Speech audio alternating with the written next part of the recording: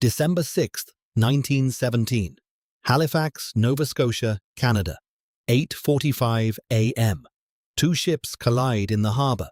One of them is carrying 2,900 tons of explosives. A fire starts. For the next 20 minutes, thousands of people gather to watch the burning ship. They press their faces to windows. They line the docks. Children point and stare. Nobody knows what's about to happen.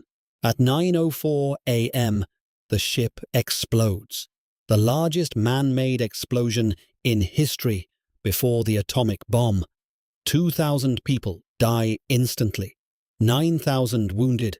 A mushroom cloud rises 20,000 feet. A tsunami 60 feet high sweeps the harbour. Windows shatter 60 miles away. An entire neighbourhood is vaporized. And the next day, a blizzard buries the survivors.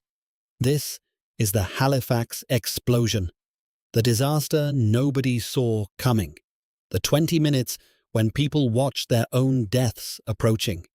And the day a Canadian city was nearly erased from the map. To understand Halifax, you need to understand 1917. World War I. The Great War. Europe is destroying itself. Canada is part of the British Empire, fighting alongside Britain. Halifax is Canada's main military port. Ships leave here carrying supplies to Europe. Weapons, ammunition, food, everything the war needs. December 5th, 1917. A French cargo ship called SS Mont-Blanc arrives in Halifax. It's waiting to join a convoy to Europe. But Mont-Blanc isn't carrying normal cargo. It's carrying death. The entire ship is loaded with high explosives for the front lines. 2,300 tons of picric acid, 200 tons of TNT, 35 tons of benzol in barrels on deck, 10 tons of gun cotton. The most dangerous cargo ever loaded on a single ship. The captain knows one spark means disaster. The crew knows. They're terrified. They sail slowly, carefully, following every safety protocol. Mont-Blanc is basically a floating bomb, the largest bomb ever created, and it's sitting in Halifax Harbour, waiting for the convoy. December 6th, Thursday morning, clear, cold day. Halifax is busy, ships moving in the harbour. The Narrows, the entrance to Halifax Harbour, is a tight channel. Ships have to navigate carefully. At 8:45 a.m., Mont-Blanc is entering the harbour. Another ship, SS Imo, a Norwegian vessel carrying relief supplies to Belgium, is leaving the harbour. Both ships are in the Narrows at the same time. Navigation errors on both sides. Miscommunication. Both captains trying to avoid collision. Both making the wrong moves. At 8:45 a.m., Imo's bow strikes Mont-Blanc's hull, punches through. The barrels of benzol on Mont-Blanc's deck rupture. Benzol spills across the deck. Friction from the collision creates sparks. The benzol ignites. Fire. On a ship loaded with 2,900 tons of explosives. The crew of Mont-Blanc knows exactly what this means. They abandon ship immediately, rowing for shore, screaming in French, "Run! Explosion!" Most people don't speak French, don't understand the warning. The burning Mont-Blanc drifts toward Pier 6 in the Richmond neighbourhood. The fire is spectacular. Flames shooting high, black smoke. Thousands of people come out to watch, line the docks, press their faces to windows for a better view. Children excited by the spectacle. This is the most exciting thing to happen in Halifax in months. Fire trucks race toward Pier 6. Firefighters prepare to battle the blaze. They have no idea the ship is full of explosives. Nobody told them. The Halifax fire chief and his deputy drive toward the burning ship. Duty calls. Pier 6 becomes crowded. Workers from the dockyard, residents from Richmond, all watching the burning ship drift closer. For 20 minutes, Mont-Blanc burns. The fire spreads, intensifies. People keep watching, keep gathering. More press to windows. More crowd the docks. The ship is now against Pier 6. The fire is massive. Still nobody realizes. Still nobody warns them properly. 9:04 a.m. Mont-Blanc explodes. The entire ship, all 2,900 tons of explosives, detonates simultaneously. The largest man-made explosion in human history before the atomic bomb, equivalent to 2.9 kilotons of TNT. The ship simply ceases to exist, vaporized, every atom converted to energy and shrapnel. A mushroom cloud rises 20,000 feet into the sky, visible for 100 miles. A white flash brighter than the sun. Everyone watching is instantly blinded by the light. Hundreds lose their sight permanently. The shock wave travels faster than sound, over 1,000 meters per second. Pressure exceeds 5,000 pounds per square inch. Pier 6 and the entire Richmond neighborhood, gone, vaporized. 1,600 people in that area, all dead, instantly. Not killed, erased. No bodies, just atoms. The buildings, the people, the streets, all converted to dust and energy in a fraction of a second. The shockwave expands. Every building within 2 kilometers completely destroyed, flattened, reduced to rubble and splinters. People inside crushed, buried. Windows shatter in a 100-kilometer radius. 60 miles away, windows explode inward.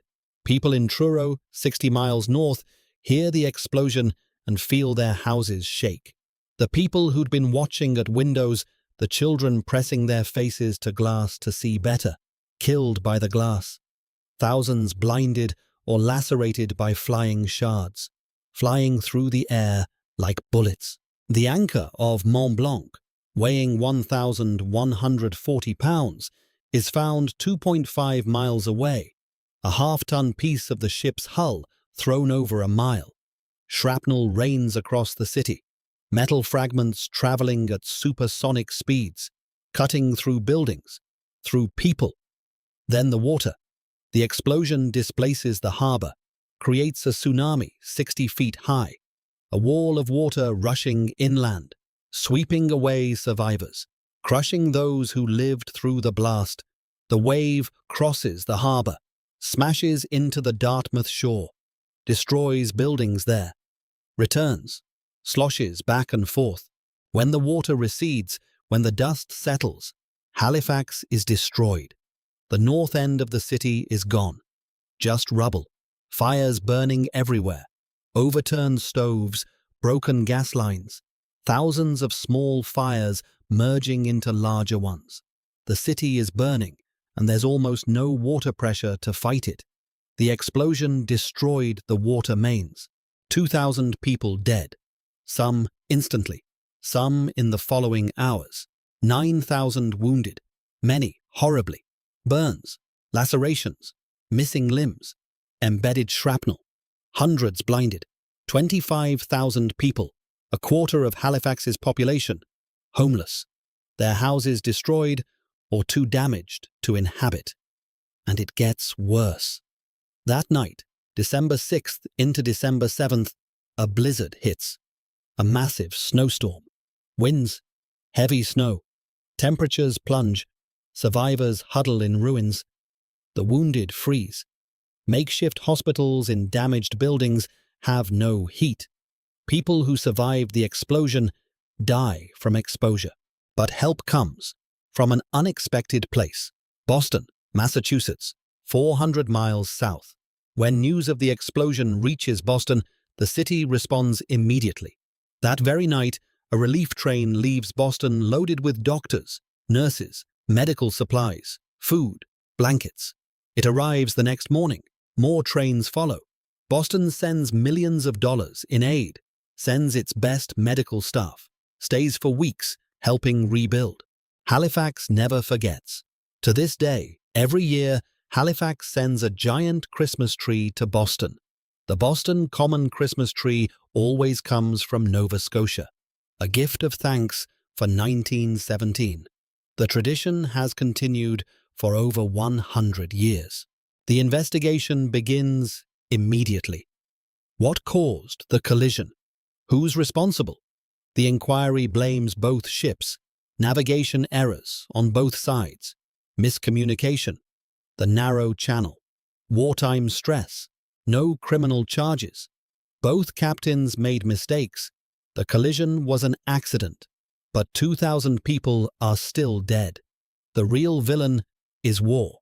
Mont-Blanc was carrying that deadly cargo because of the war. Was in Halifax because of the war. The entire disaster traces back to World War I's insatiable demand for explosives. The explosion changed everything. Ships carrying dangerous cargo now have strict protocols. Harbor traffic rules were rewritten.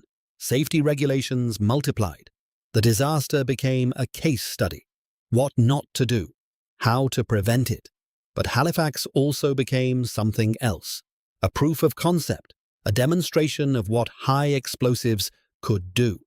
Military planners studied Halifax, measured the damage, calculated the yield. When scientists developed the atomic bomb 28 years later, they used Halifax as a comparison point. The atomic bomb dropped on Hiroshima was roughly 6 times the power of Halifax. Halifax became the benchmark for measuring apocalypse. Today, memorials mark the site. A memorial bell tower, plaques with names. The explosion is remembered every December 6th, but most of the world has forgotten. Most people outside Canada have never heard of the Halifax Explosion, the largest man-made explosion in history before nuclear weapons, and most don't know it happened. The Narrows looks peaceful now. Ships still pass through, carefully, following strict rules. The harbour rebuilt, Halifax rebuilt, bigger than before. But the scars remain. Empty lots where buildings never returned. Families that ended. Bloodlines that stopped on December 6, 1917. December 6, 1917, 8:45 a.m. 2 ships collide. One is carrying the largest bomb ever created. For 20 minutes, thousands watch it burn. Press their faces to windows, line the docks, children point and stare. At 9:04 a.m., it explodes. 2,000 die instantly. A mushroom cloud, a tsunami. Windows shatter 60 miles away, an entire neighborhood erased. The largest man-made explosion before the atomic bomb. And the day a city learned that watching can kill you.